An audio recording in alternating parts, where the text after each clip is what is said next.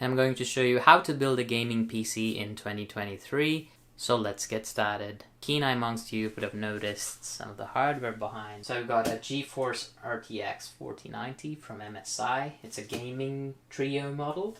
We've got an X670E Plus Wi-Fi, 32GB of 6000 MHz C36 RAM, which I'm going to overclock to maybe C32. I got an 850 watt power supply, which is a fully modular one.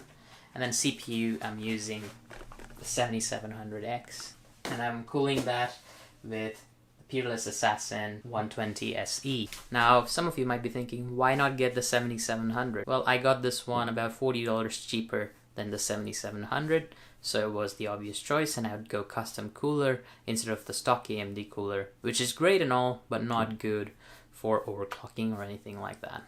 Alright, so let's get started. Step 1, gather all the components. Alright guys, so we're going to start with testing all the hardware that we got. To do that, you need the motherboard box.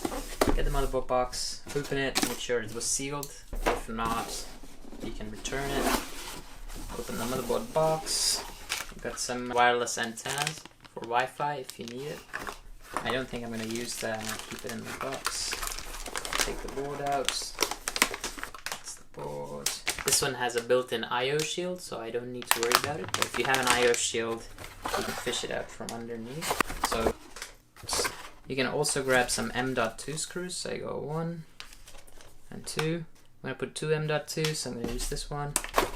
And we're going to use the motherboard as a test bed. That's all, everything that we have. Right. So before you touch the motherboard, you can touch any unpainted metal to discharge of any static electricity that you might have. I have a tripod with an unpainted part. I'm going to just touch that, a screw, something like that, that is grounded. And then take out the board. You can hold it from the top of the heatsink and then pull the plastic out. Oh, that new board smells. So line it up like that. Next up, we're going to do the CPU. Now you can open the little thing here. They'll allow you to lift. And verify there are no bent pins. Mine looks good. Time to install the processor. So put this on the side, get the processor unboxed. It's a 7700X. From the box, there's only some documentation. You can pull out the CPU just like that. You won't be needing anything else. Comes with a sticker. Not a big fan. I'm just going to prop the processor. Open it carefully, and there it is in all its glory. 8-core, 16-thread Ryzen 7 7700X. You can safely hold it like this, no issues. Now, to install the CPU, you can match the golden triangle on the top left of AMD Ryzen and match it with the triangle on the socket. So if you lift it, you can see the golden triangles right there. Line it up. You can also see these notches, top and bottom. That also helps you align the CPU. It only goes in one way. Give it a wiggle so it stops wiggling, and then that's it. Metal bar. You have to put up quite a lot of pressure and it'll pop the plate. You can save this in the motherboard box. Usually they require this for warranty purposes. I'm gonna do just that right now. Okay, next step, memory. We've got Corsair Vengeance 6000 MHz 36 cast latency memory. I'm just going to open it.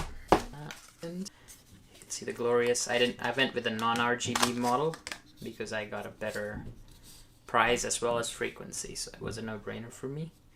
The notch, it only goes in one way. You can see it's not exactly in the middle. Just line it up.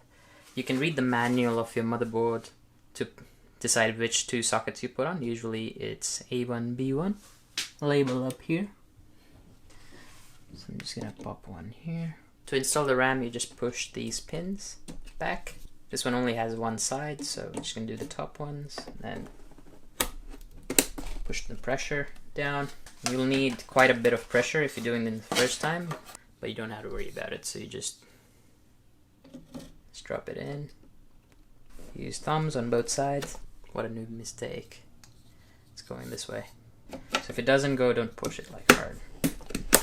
Don't be me. Okay. So we've got RAM, CPU, and motherboard ready to roll. Next up is the GPU. But before we do that, let's get the CPU cooler on because it's going to be hard to work with once the CPU cooler. You will need a screwdriver to undo the screws and also work with the cooler. So that's the only thing you will need to assemble a PC. You got a screwdriver right here. Just gonna undo the 4 screws that hold the cooler plate in. Again, the reason we're doing this on the box is to check if everything works before putting it in the case, because it could get tedious really quick if it doesn't work. Once the 4 screws are out, just pop these black bits, just comes off like that. Place it on the side, and let's install the cooler. Also, I need to install my 2 M.2 SSDs, which are still in my laptop, so I'm gonna do that right now just to remove the screws from the laptop. Here is my old SSD. I mean, it's a month old, but it's from my laptop. I have 2. I'm gonna drop both of those on the new system, and I'm gonna put back the old ones, like the 960 EVOs, back into the laptop. Alright, so I got the SSD right here. I'm gonna pop it in. You can see this is the PCI 5.0. The rest of them are 4.0. Just gonna pop it here. Remove this.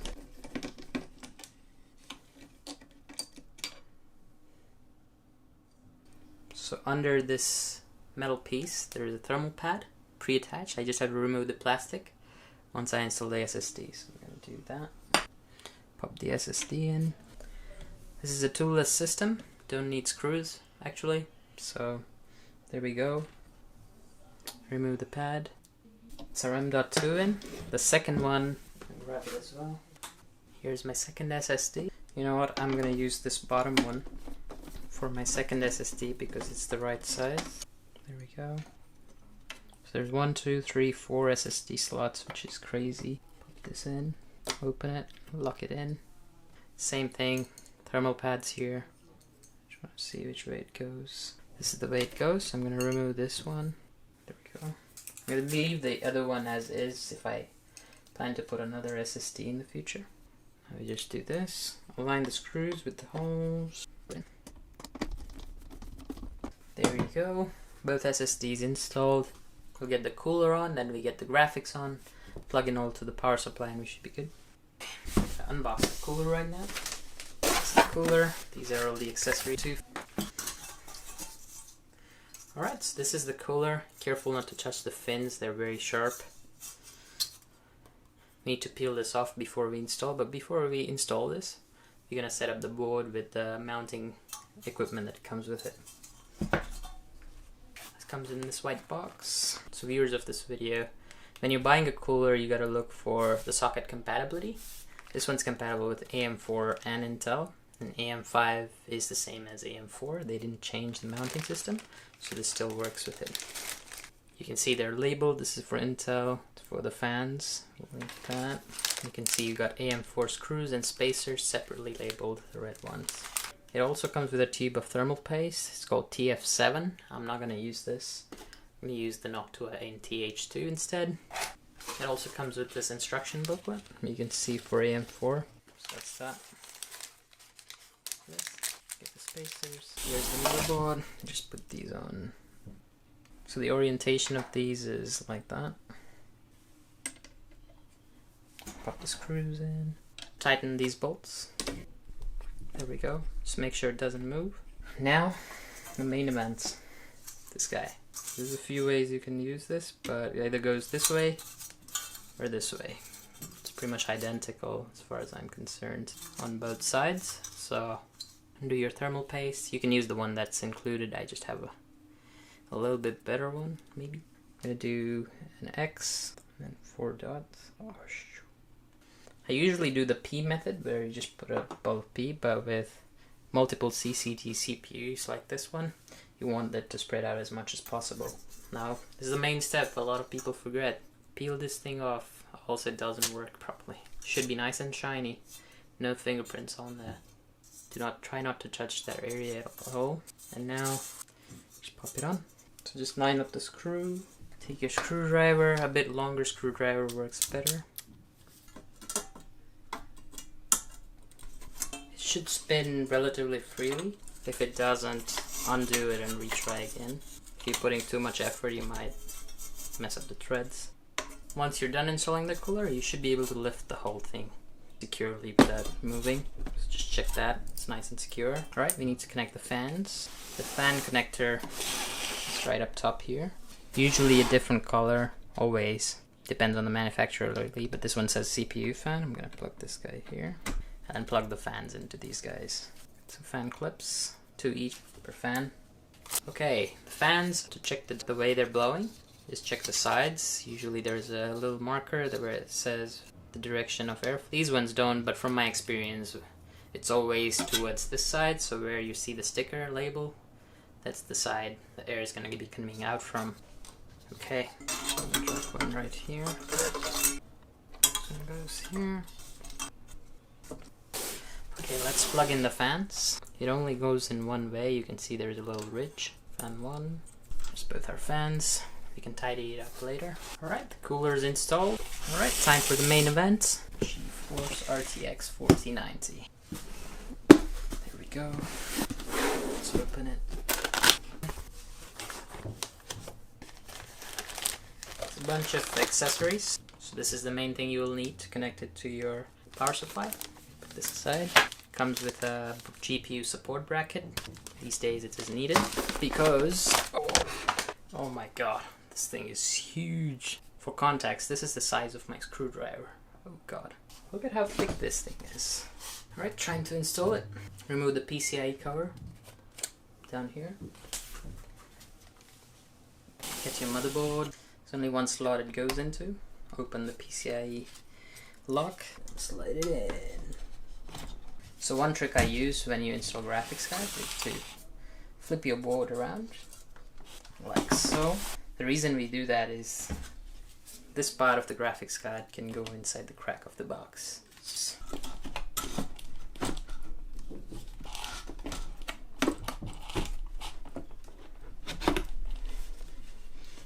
There we go, big chungus is in. Really needs support, it's gonna tear out PCIe bracket if I leave it just like that.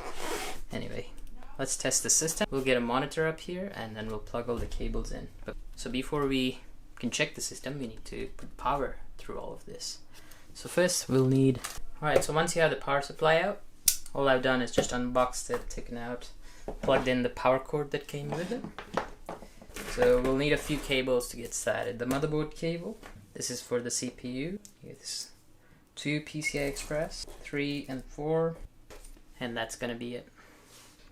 This particular motherboard can take 2 CPU pins, so I'm gonna do 2 CPU ones. You can see it's labeled on both sides. This one goes to the CPU, this one goes to the power supply. Plug this one in, flip the board around. There we go. This one. Doing the second one.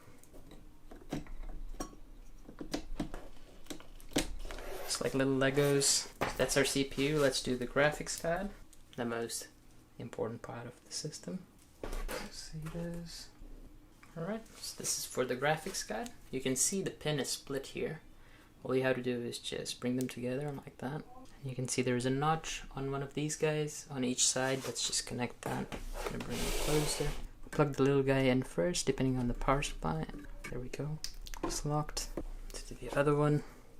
And there's only one way it goes. If you feel resistance, don't do it. So that's our 3 GPU lines connected. With CPU power, lastly we need motherboard power to power our SSDs and everything else. The split cable goes to the power supply and this big cable goes to the board. To find that you just, it's usually on the right side of the board, this one right here. Okay, time to plug everything into the power supply.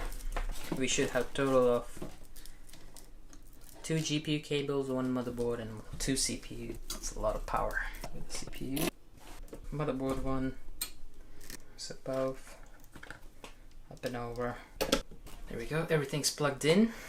Now to proceed with the next step, you would need a flathead screwdriver and to plug in your power supply. So I'll grab the power cable right here. So the power supply is turned off. I'm going to turn it on. You'll see some RGB pop up if there is any. I see some RGB on the board. That is fine. Now we'll need a flathead screwdriver. I'm going to use just this big guy right here. So on your motherboard, manual or on physically in your motherboard, you should see printed power switch, something like that. ASUS does that. MSI sometimes doesn't. But for mine, it's going to be top right corner of the switches. I'm just going to short that, see if it starts up. We are golden. We have lights. Okay, this is a good check if everything works or not. I'm going to turn it off, connect the monitor to see if we can post. Connect the display ports. Okay, monitor power is right here. I'm gonna bring my keyboard out, plug it into the board, and short the power connector so it's that. There we go. Spam delete on my keyboard. Watch for any diagnostic LEDs on your motherboard. It tells you what is going on.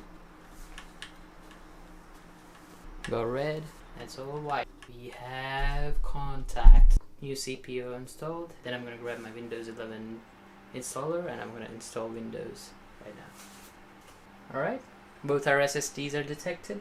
All our 32 gigs of RAM is detected, but it's running at 4800. Let's try to do Expo. This is going to enable RAM overclock. Alright, we got contact, tough gaming. Alright, we can see that now our memory is running at 6000. If we hit F7, we can enable a few settings here. Advanced, PCIe subsystem, enable 4G data coding, resizable bar support, make sure all of that is enabled. AI tweaker, to Expo 1, Expo 2.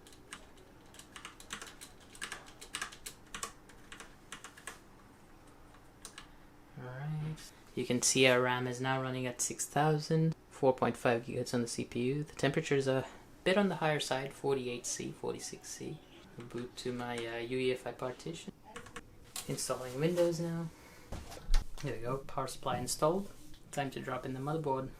Now comes the tedious part, is to find out where the standoffs are. This is perfect because my PC came with the same exact layout of my board. This rarely happens, else you'll have to take out these standoffs manually with a plier or a special tool and then replace them wherever you need to. For example, here, here, here. I'm gonna pop the board in. Alright, time to screw it in. Case box comes with some Velcro straps. Some screws. One eternity later.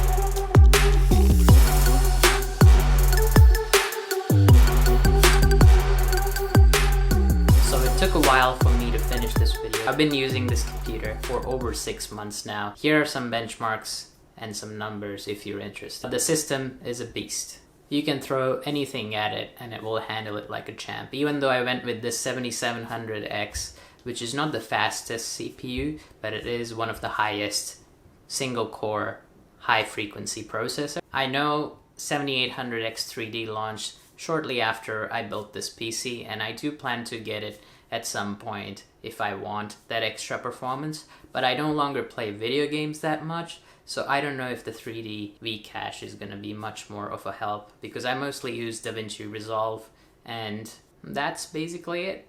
So let's jump into some Overwatch. You can see the FPS counter on the top left. Very good performance. I'm still keeping at 1080p 240Hz because I like this monitor and I like high frame rate over high fidelity. I can always turn up the render scale if I want higher resolution, but on a high-res monitor you can't turn down resolution without seeing artifacts.